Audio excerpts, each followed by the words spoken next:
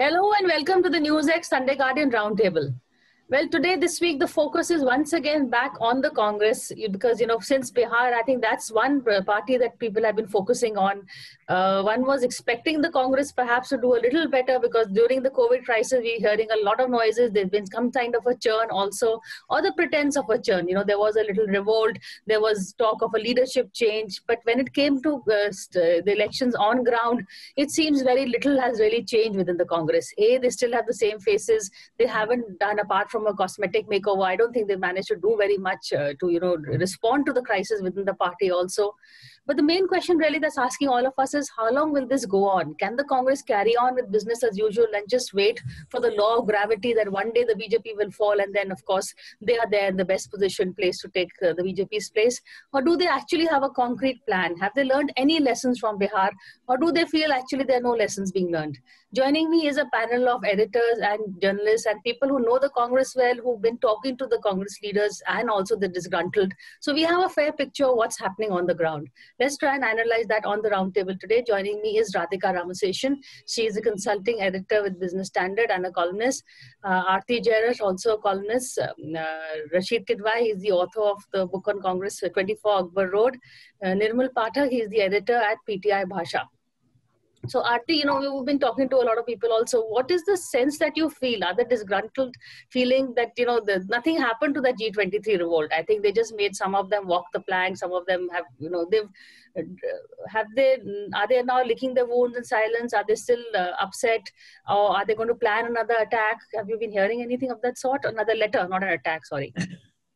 No, I think the most significant thing about the current churning that's going on in the Congress is that Chidambaram seems to have joined the ranks of, the critics.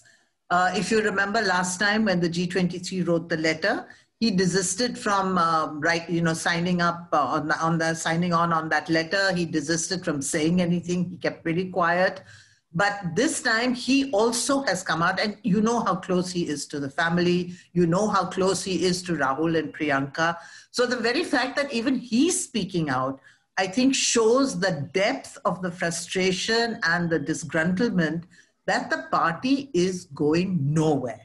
And that, election debacle after election debacle, it does not seem to learn any lessons and does not seem to sit down for any kind of, an introspection, any attempt to address the crisis that keeps deepening. And, I think there are two big problems, in front of the Congress today. One is that organizationally, it is completely decayed. And you can see that not just in what happened in Bihar, but the very fact that even in states where they are a force, like Madhya Pradesh and Karnataka and so on, they were unable to do well in the by-elections that were held. And the second, of course, is that it doesn't seem to have, an idea that can capture the imagination of the young voter. Like Tejasvi came up with this 10 lakh jobs, but they don't seem to have an idea that can capture the imagination. And this all stems from the fact that nobody seems to really be in charge. Nominally, Sonia Gandhi is there. And, when elections come around, Rahul Gandhi pops up. He goes and addresses rallies. He's, of course, tweeting every day. But he's not doing anything to address that deep organizational rot in the Congress and, create a machine that can fight the BJP's election machine. And I think, that is the real problem. And this frustration is there because if Chidambaram is adding his voice, to the critics, then something is, really seeping deep down inside the Congress. About Chidambaram, Aarti, yesterday I noticed Chidambaram's, coming out in that interview. So I messaged one of the G23 and I said, looks like even Chidambaram has come out of the closet. And his response was, he's saying, I don't think anybody needs to come out anymore because the queerness is there for all to see. So clearly, there are going to be more and more such voices that are coming out. And Rashid, that comes to the crunch of the problem. How many more voices need to come out really? Because we saw what happened after the first letter. There was a reshuffle of sorts. We saw Team Rahul taking place, and now also with Ahmed Bhai being not well, there is a serious worry as to KC Venugopal, who is going to be there to when the people are worried, when they have a problem. Who do they go and talk to? There's no one really. Yes, Priya, there is a problem. There is no doubt. I think this panel would also agree. But there are 2-3 things which are very elementary. First of all, the Congress, Parivar and Congress culture, everyone wants to, is happy to be unhappy. Nobody is looking at solutions. Nobody is looking at a problem. Nobody has a very basic answers to the questions that why nobody from the other side is coming forward and posing a challenge or to Sonia Gandhi and Rahul Gandhi as per the Congress party constitution. As you know, that Article 18 makes it very clear that 10 PCC delegates can nominate anyone to fight, Congress president's election. So if they do something in that direction or obtain signatures, etc., to force AICC session, all these tools are not being used. Second is a more fundamental issue that Aarti Jairath has raised.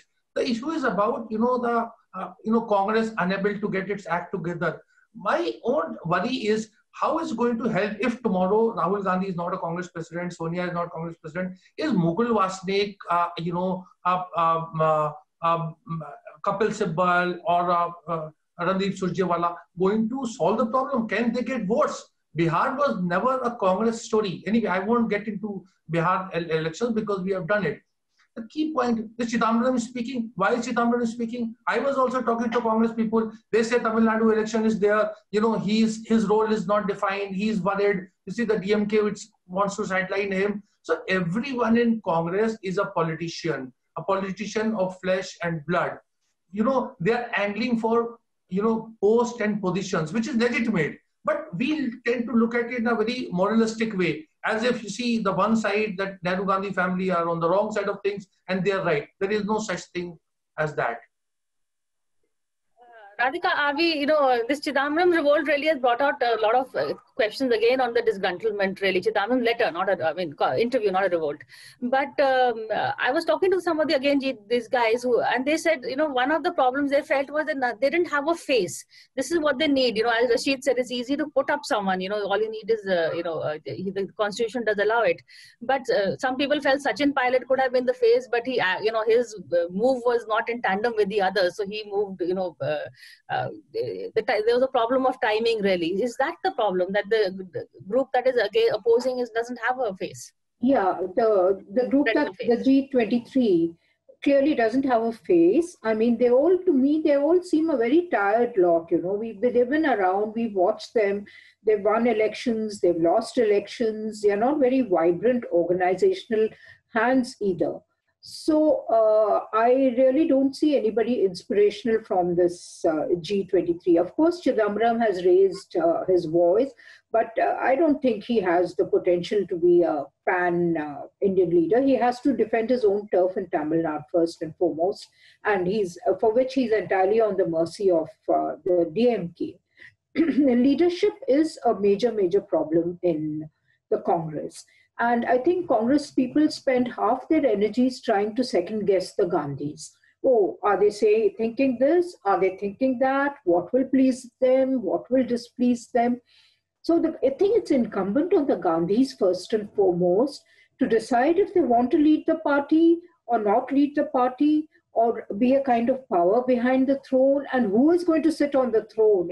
And it is going to be a very shaky throne in any case. I mean, if the incumbent is going to be in thrall of the Gandhis. So these are very fundamental problems that have cropped up. Now, Priyanka, a lot of hope was reposed in her when she took over, became somewhat proactive in Uttar Pradesh. But look at the bipolar results. I mean, when she became proactive and she was going to Hathras, etc., somebody in Samajwadi Party told me that, look, we are not worried about Priyanka because she's going to sow the seeds and we are going to reap the harvest. The Congress has no organization on the ground. Even if there is some goodwill for the Congress, there is nobody to take advantage. That is where Priyanka should have stepped in focused entirely on UP. Of course, she is doing that and done something to rev up the organization. I thought the UP Congress president, he showed some promise, but obviously he's not given a free hand, and then he has to contend with all the old timers like Pramod Tiwari and whoever. I mean, Pramod Tiwari's name, Salman Khurshid. He's also a UP veteran. So if your hands are tied up, if you are shackled, then nobody is going to be able to revive the party in any state. What is the point in having state leaders if they are not given some latitude, which, to be fair to the BJP, it does. I mean, even in this highly centralized Modi-Shah dispensation, state leaders still have some latitude to play around with political things. So I think first and foremost, it has to be about the leadership, and it's high time the Gandhis speak their minds out and say what they want, instead of, making these periodic appearances during an election or going behind the veil for the rest. So I think that is a major problem. So Nirmal, Avi, again, everybody says that Gandhis are very easy to attack, इसलिए सब attack करते हैं. But they're also begging to be attacked because Bihar में even Tariq Anwar has spoken. Like Rashid said, we've discussed Bihar elections, but more and more different voices are coming up. It's not the old people, the new people are also coming up and saying, every day there's a new different voice that is joining. So कुछ तो करना चाहिए.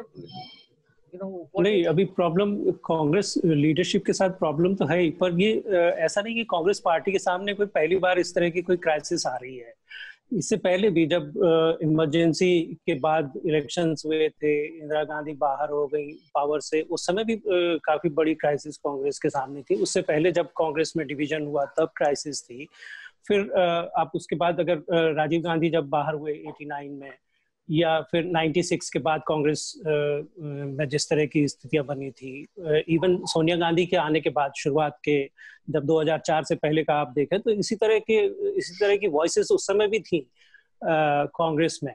लेकिन अभी पहले की कांग्रेस में और अभी के कांग्रेस की लीडरशिप में फर्क ये है कि अभी लीडरशिप जो है वो इंस्पायर नहीं कर रही है वर्कर्स को. उनको देख नहीं रहा है कि आगे, अभी मान लिया जब 2014 के बाद का इलेक्शन, 2019 का इलेक्शन होना था, तो राहुल गांधी के लोग उनके बारे में कहते थे कि उनका टारगेट जो है वो 2019 है, वो 2019 की तैयारी कर रहे हैं. 2014 छोड़ दिया उन्होंने. 2019 में जब हार गए तो अब कहा जा रहा है कि 2025 की तैयारी कर रहे हैं. अब वर्कर को लग रहा है कि ये 2025 भी पॉसिबल नहीं लग रहा, जबकि अभी उसके 3-3.5 साल बाकी हैं. लेकिन वर्कर इंस्पायर नहीं हो रहा है, किसी को आगे कुछ अपना फ्यूचर नहीं दिख रहा है. वो एक बहुत बड़ी प्रॉब्लम कांग्रेस के सामने है, और वो निश्चित तौर पर लीडरशिप की वजह से है. लीडरशिप में कांग्रेस, जैसे रशीद भी कह रहे थे कि लेकिन अगर ऑप्शन क्या है, अगर गांधी फैमिली के बाहर आप देखें तो कौन है लीडर ये पूरे लॉट में, जो G23 कह लीजिए, या उससे बाहर के जो नेता जो उसमें G23 में शामिल नहीं हुए, लेकिन जो नाराज हैं, जो खुश नहीं हैं हालात से, उनमें कौन है ऐसा जो लीड कर सकता है पार्टी को? Beyond Rahul and Priyanka, the Congress RC is ripe for the plucking. It's, is there any leader from the outside? Sharad Pawar comes to mind, but now, of course, age is against him. Can that happen? Can the Congress break away? Because within themselves, they are not being able to find a solution.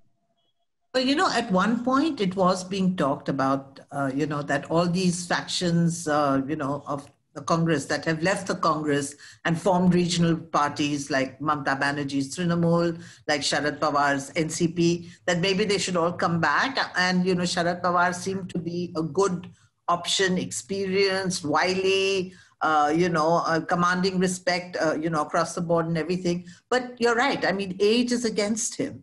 And, and also his health. So I don't know whether he's really in a position to take over. But, I just want to say one thing, that about these G23, whether it's Chidambaram or it's Kapil Sibal or Anand Sharma or any of them, I don't think any of them are challenging the Gandhis, whatever they may say privately. I don't think any of them are challenging the Gandhis to become leaders of the Congress themselves. I think what they're trying to do is send a message to the Gandhis that, look, there is a serious crisis in the Congress. We are dying. Do something, do something, because, you are the Karta Dharta of the Congress party, the family. So the family must sit up, take note, take a decision. And as Radhika said, either they must lead from the front or they must anoint somebody who will lead from the front. Whatever it is, some decision has to be taken by the Gandhis on where the party is going. We had heard after that letter crisis and that stormy CWC meet that there would be an election. Do you, Priya, see any preparations for that election for a Congress president? Do you see any wheels being set in motion for an election? I don't see anything happening, and I think this is the message that, whether it's Chidambaram or it's Kapil Sibal, none of them are offering themselves as potential presidents. What they're saying is, do something. For God's sake, do something. Otherwise, this party will just die and there will be no national alternative. I mean, frankly, why do we discuss the Congress again and again? Only because the Congress is the only national alternative in the sense that it's the only national force other than the BJP. The others are all regional parties. And therefore, in a Lok Sabha election, cannot pose a challenge to the BJP at a national level, And I think this is the message that they're trying to send. And the point is, if Rahul Gandhi could show any spark, I mean, what did Indira Gandhi do? Of course, Nirmal is right. There have been many crises in the Congress in the past. But Indira Gandhi always played. She played the game. She split the party. She created her own party. She, did what. If Rahul doesn't like all these old-timers, then let him say so and, throw them out and form his own party and, anoint himself the leader. I mean, he should show that spark that Indira Gandhi showed, which I don't see him doing. And if he's not going to do it, then somebody else must do it. Then they must. But you see, without the Gandhis, the Congress won't move. So, the Gandhis then need to appoint somebody. They need to say that, okay, either collective leadership, as the G23 had suggested, or they need to say that, okay, I mean, why Mukul Vasnik? I think Mukul Vasnik is also, part of an old crop of leaders. And really, they need to look at a younger age group. That's what they need to do. Why was Tejasvi able to pose the kind of challenge that he posed to Nitish? Because he looked younger, fresher, and his main charge was that Nitish is old and tired, And he spoke the language to match the image. Also. That's right. So if you're going to challenge Narendra Modi in 2024, you need to put up a younger, more dynamic leader, And if Rahul is not capable of it, then his mother should stop trying to push him and, and look for somebody else. I mean, or then I think the Congress will just wrap up. It'll just disappear, and we'll have the BJP as the sole pole of Indian politics with a whole scattering of regional parties around it. I'm not sure that is what the nation needs to know or needs to want right now. But I'm going to take a short break and come back and take a look at this current rebellion as opposed to, I was in fact one of the G23 guys yesterday spoke to me and he's saying in the old time, in the Narasimha Rao's time, there was Jiten Prasad, there was Rajesh Pilot, who actually not just revolted but also held little rallies everywhere, made their presence known and had a sort of show of strength. That is not happening. Maybe it's because Aarti is saying none of them are asking for Rahul to step aside. They're just asking him to just show some spirit and get working, start doing his job. We are here discussing, the future of the Congress party because as, the main opposition party and a pan-India party, this is the topic that concerns, I think, everyone. So, Rashid, is it now just up to the Gandhis to figure out the next step also, or should somebody else take the initiative is what we are discussing, and can someone else take the initiative? Yeah, I would again say that, this is a simplistic way of looking at, problems that are far more complex and beyond, Gandhis. They have become a very easy punching bag. And for everyone, from television studios to their opponents and everyone, the problem here is not about, leadership, so much about leadership. And that's all panelists are saying that, nobody wants to replace Gandhis. And this is partly part of the problem. The real problem is about, issues. It's a national party. You look at what happened in J&K about that, the Farooq Abdullah's alliance. And, first Amit Shah accused Congress of being hand in glove, then you pull it out. The Congress, unlike the left or the BJP, is not, strictly speaking, ideologically driven party. And this was their strength. Now, absence of ideology was Congress's biggest strength. Now it has become a huge weakness. A lot of elections and the politics of the country is today guided by, matters of faith. And religion and politics were not supposed to be in the Westminster model of parliamentary democracy. We are not giving any weightage to it. So the Congress is fighting the Hindu right, the Muslim right, and there is no middle ground. All these challenges are there before the Congress party. So I think, see, the dissenters are the ones who are actually, not addressing these issues. Which one of them? I mean, I have the list of those, the star campaigners in Bihar. I mean, Mr. Kapil Sibal was a Rajya Sabha member from Bihar. Did he go there? Did he campaign there? Only person to my knowledge who went there was Sachin Pilot. Was Mr. Ghulam Nabi Azad went there? Did he go to Simanchal? Tariq Anwar, who hails from Katiyar, how many meetings he held? What was the outcome? Anyway, I don't want to get into this, personality fight. But neither did anyone from the other side go, the establishment. Ashok Gehlot, you said Sachin Pilot. Ashok Gehlot also didn't go and campaign. So, because, Priya, they don't matter. You see, it's all right to say because RJD is a regional party. It has deep roots in Bihar politics, not to talk of caste. So that is not an advantage. Congress doesn't have a caste. See, in by-elections, Radhika ji would vouch for it. Invariably, it is the ruling party that wins throughout the country. Why are we blaming? Of course, the enormity and the gravity of the defeat in UP is far more. But what I'm saying is these are complex problems. The G23 is only looking at the job of political secretary, job of Congress General Secretary in charge of organization, job of AIC Treasurer. They are not concerned about Congress or its future. They are just they want to be part of decision making apparatus. That's the long and short of it. Congress, Radhika is headquarter party ban gayi. It's become, that is the whole problem. The only post they can run after is general secretary, media secretary. We still don't have whether they're going to come up with the media in charge. But that's basically all that they can fight over.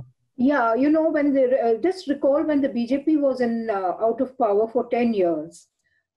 The same thing. I mean, pretty much the same scenario was repeated, except that the BJP brought in more seats in the 2004 and subsequently the 2009 elections. People had, it was the organization which was the centerpiece, and people hankered after the posts of general secretary, vice president, secretaries, prabharis, or whatever. So, that I think, you think the left doesn't have the problem? I mean, of course, the left has the same problem. I mean, completely wiped out. Now they've sort of raised their heads in Bihar. But again, it's all about getting an odd Rajya Sabha berth somewhere or becoming the general secretary or not becoming the general secretary. Anyway, Rashid raised a point that it's not so much about leadership as about ideology. I would say that the two have to coexist, go hand in hand.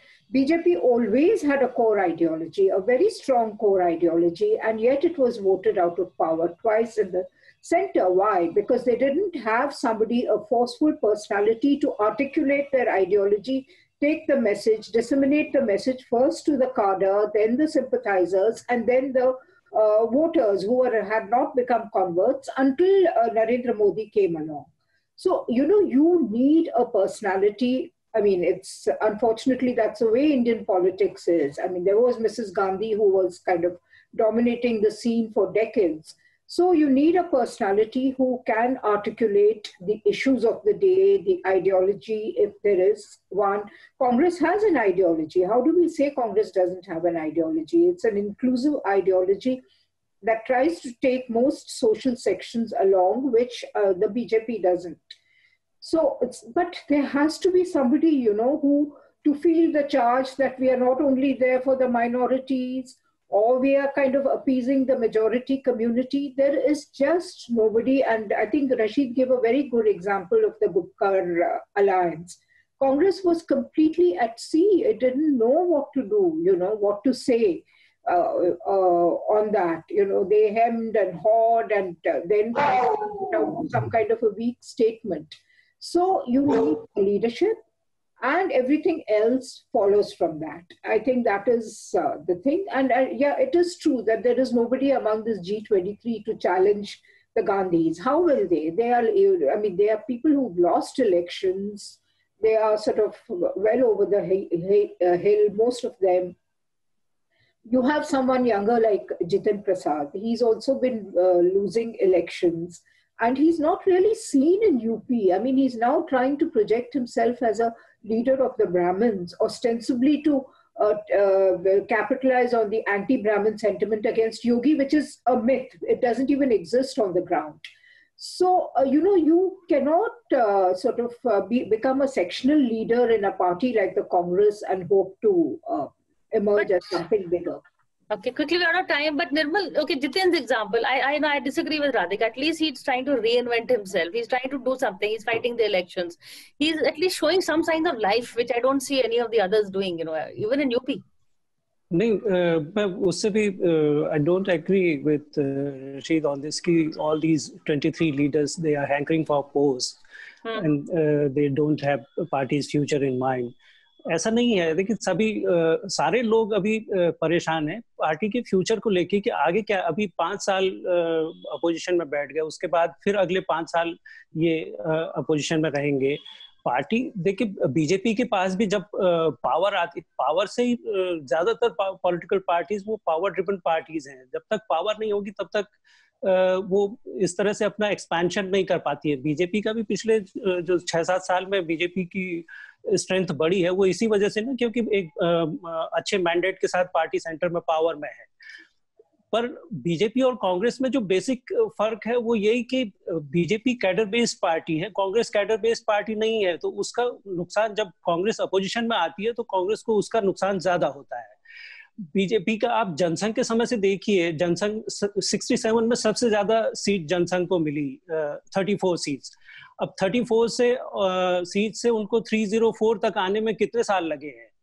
But then they picked up a plan, they picked up an ideology. I think the problem is वो एक cadre based, उनका जो एक certain ideology को लेके उनका cadre है, एक उन्होंने अपना कैडर बनाया है जो उनके लिए हर 24 घंटे काम करता है, 24 घंटे 365 दिन काम करता है. कांग्रेस में वो नहीं है. कांग्रेस में जैसे अपोजिशन में आने के बाद फिर उनको 2-3 साल लगते हैं कि भाई हम अपोजिशन में आ गए हैं तो अब थोड़ा सा कुछ करना पड़ेगा.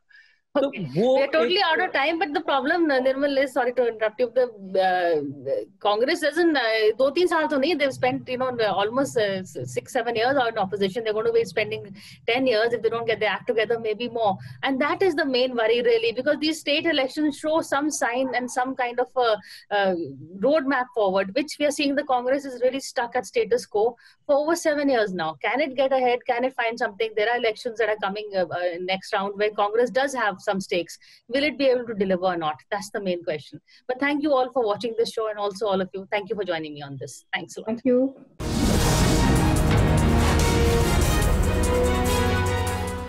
For more such videos, subscribe to the NewsX YouTube channel, hit the bell icon.